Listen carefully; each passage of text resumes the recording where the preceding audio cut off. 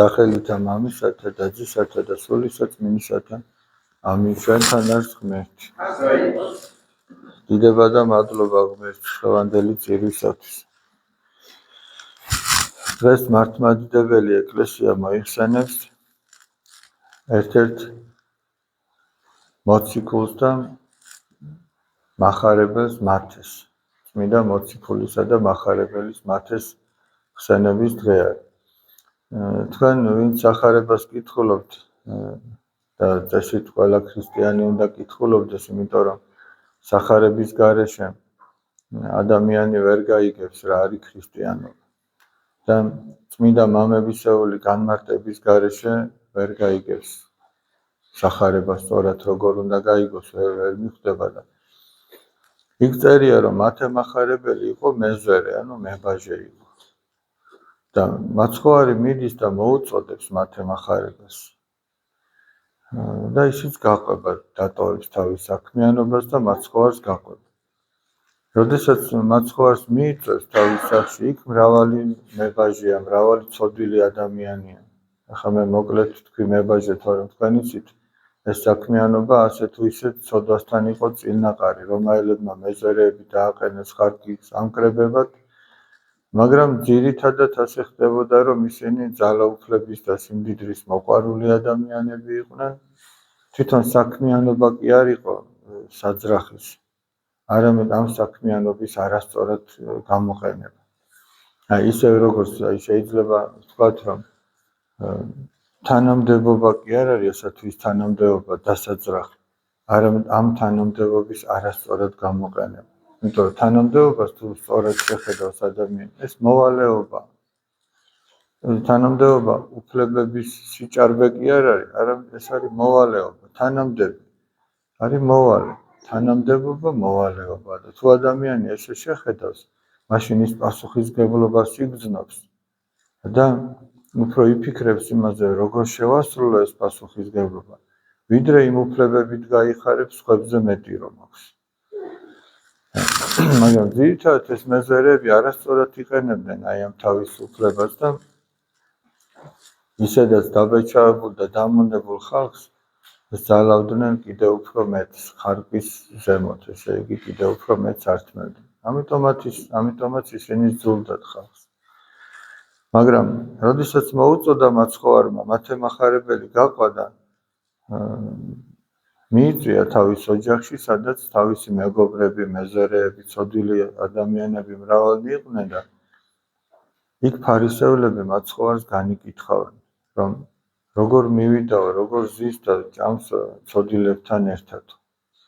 და უფალი ეკითხება მათ, რომ ესე იგი მათ გულის ფიქრებს, გულში რომ განიკითხავენ, გამოაშკარავებს და ეუბნება, რომ კურნალი ჭირდებათო არა ჯანმრთელებსო, არამედ ცოდვილებს, სნეულებს.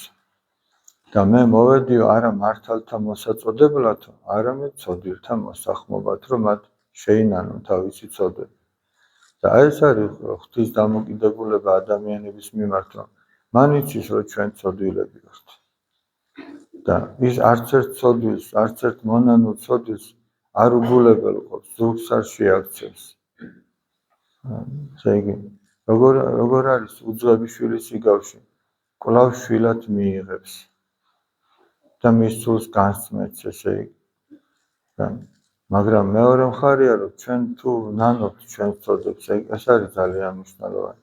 აი თუნდაც ახლა აი ამ სამრევლოდან ყველა ადამიანი ნანობს თავის ცოდვას, ყველა დაუშვათ ხშირად ამბობს სახსარებას, ხშირად ცდილობს, რომ შეინანოს თავისი ცოდვა ის, რაც ამ 1 თუ 2 კვირის განმავლობაში მოხდება, რაც ჩვენ ვერ შევხვდებით ხოლმე ერთმანეთს. და წმინდა ეგნატე ბრიანჩანინოვი ამბობს, რომ სულმაო, რომელმაც იცისო, რომ ახსარება უნდა თქვასო, უფრო მეტად თავშეკავებულია. აი ჩვენ რომ, იმიტომ რომ ცოდვას რა უყვარს? ცოდვას უყვარს დაფარულში და სიბნელეში ყოფნა. თუ კაცმა იცის, რომ არასოდეს არ უნდა თქვას ახსარება და თუ ისიც არ იცის, რომ ეს ცოდვა აუცილებლად გამოაშკარავდება სადღაც, მაშინ ის არხეინად შესწოდავს. მაგრამ თუ მე ვიცი, რომ ეს აუცილებლად გამოჩნდება, არა არის დაფარული, რომელი არა გამოცხადდეს და ვიცი რომ ესე იგი თუ ახსარებას არ ვიტყვი ეს ცოდვა მე მარადიულად შემარცხვენს და ტანჯას მომიტანს მაშინ ვიცი რომ ახსარება უნდა ვთქვი მაგრამ რო ვიცი რომ ახსარება მაქვს სათქმელი თავშეკავებული ვარ და ესე იგი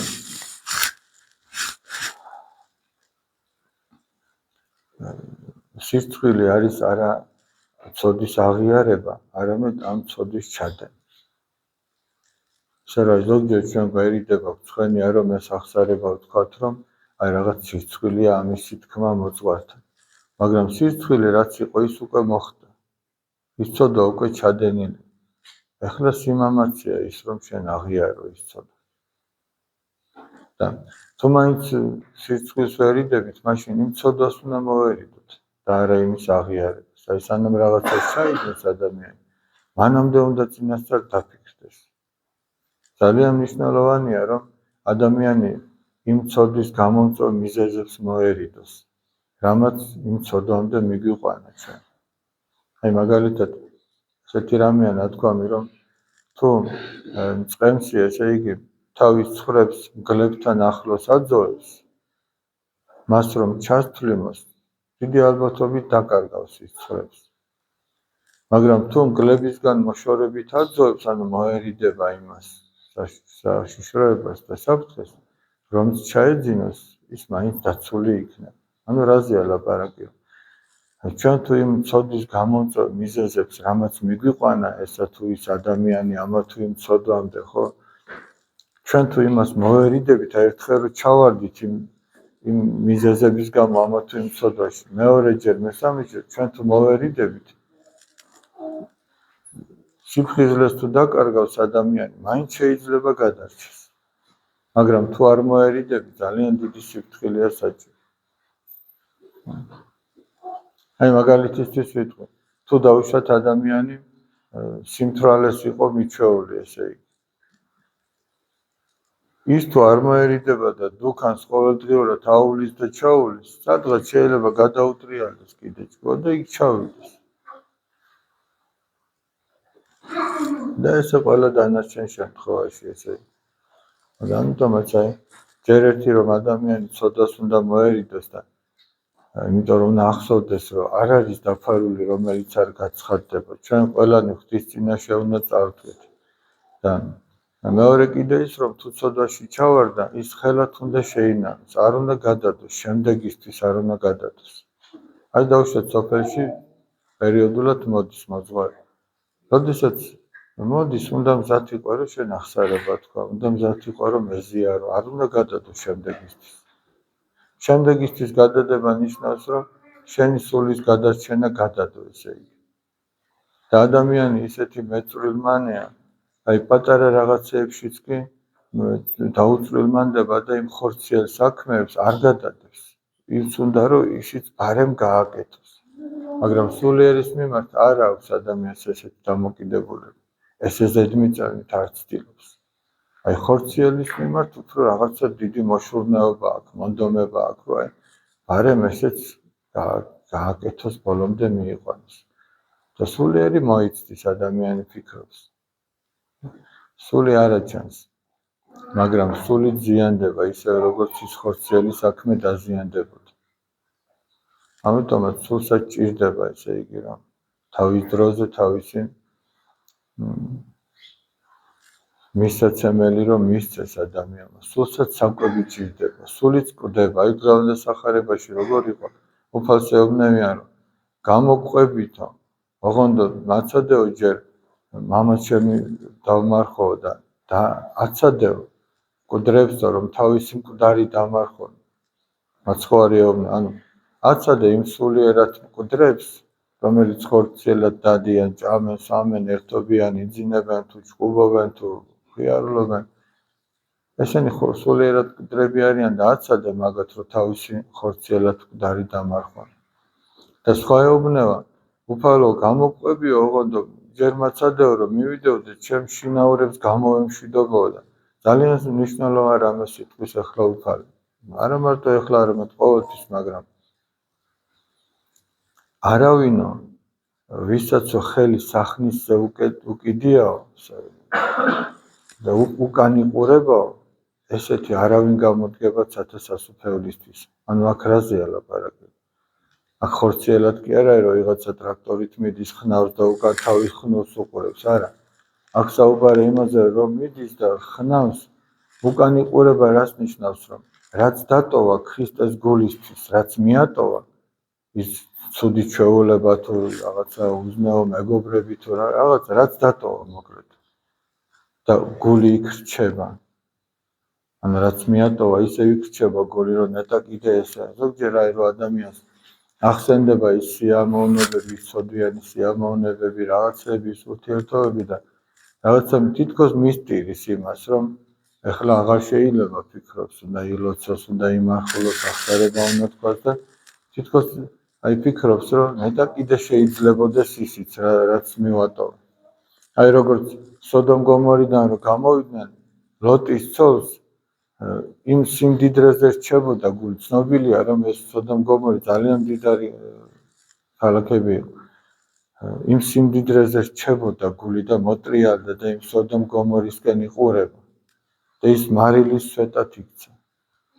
დღესაც არის სხვათა შორის ხედავენ, აი ამ მარილის სვეტს მკვდარ ზღვაში. ხოლო ეს არის იმის ნიშნად, რომ თუ ადამიანი უკან იყურება, როდესაც სასუფეველის გზაზე მიდის და გული იმ ჩვეულებებზე და იმ ნივთებზე თუ რაღაცებზე რჩება, რაც ქრისტეს გულისთვის მოიწულა, მაშინ ესეთი არ გამოდგება.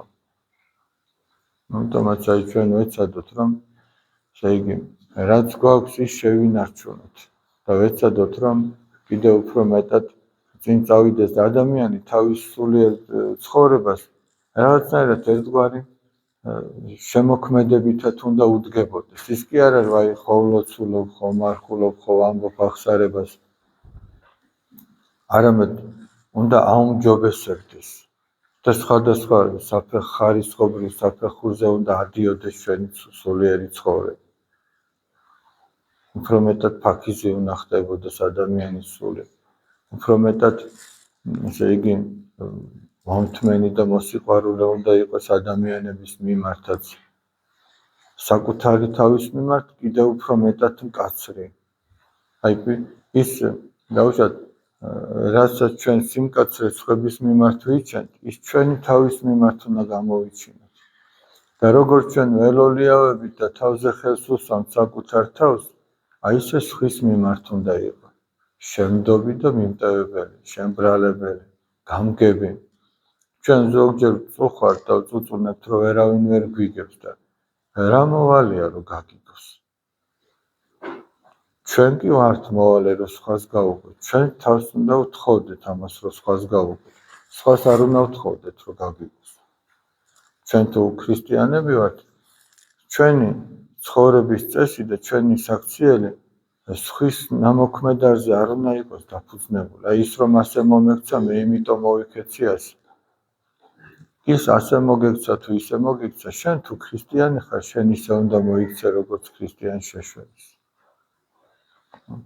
როგორ ამბობს უფალი რომ მზე ამოდისო და ანათებსო ცოდვილი კაცის მინდორსაც და ანუ ბოროტი კაცის მინდორსაც და კეთილი კაცის მინდორსაც. ისე რა თავის ხიებს გვარ დაიშურებს ბოროტი კაცის მინდვრისთვის. და თქვენც ესე იყავით, როგორც ჩემი ზეციერი მამა არის, ანუ შენ სიკეთე უნდა გაუკეთო. თუ ქრისტიანი ხარ, შინაგანად თუ ასეთი ხარ. იმიტომ რომ სხვანაირად ვერ შეძლებ. თუ მართლა ღმერთთან ახლოს ვართ, მაგრამ ნიშანი იმისა, რომ ჩვენ ღმერთთან ახლოს არა ვართ, სწორედ ეგ არის, რომ არჩევ ვიღაცებს, აი ამის მიმართ კეთილი უნდა იყო, იმის მიმართ ესა უნდა შეუბღვირო და ასე შემდეგ. ღმერთმა მოგვანიჭოს ძალა სინანულისა და აი ეს სინანული არის სწორედ თითოეული ადამიანის გადამრჩენელი. რა სიკეთეც არ უნდა გააკეთო. რამდენიც არ უნდა იშრომო თუ იღვაწო, კაცმა სინანულის გარეშე ვერც ერთი ადამიანი ვერ ცხოვრდება და ვერ გადარჩება. იმიტომ რომ მაცხოვნებელი ჩვენთვის არის და მაცხოვარი ჩვენთვის არის იესო ქრისტე. არა ჩვენი მოღვაწეობა, არა ჩვენი გაკეთებული საქმეები, არამედ მაცხოვარი არის ერთადერთი და ეს არის იესო ქრისტე. და ის ჩვენ შეგვიწყალებს სინანულის გვალობაზე და არა ჩვენი გაკეთებული საქმეების გვალობაზე. ერთმანეთს და გახარებულები გამყოფოთ.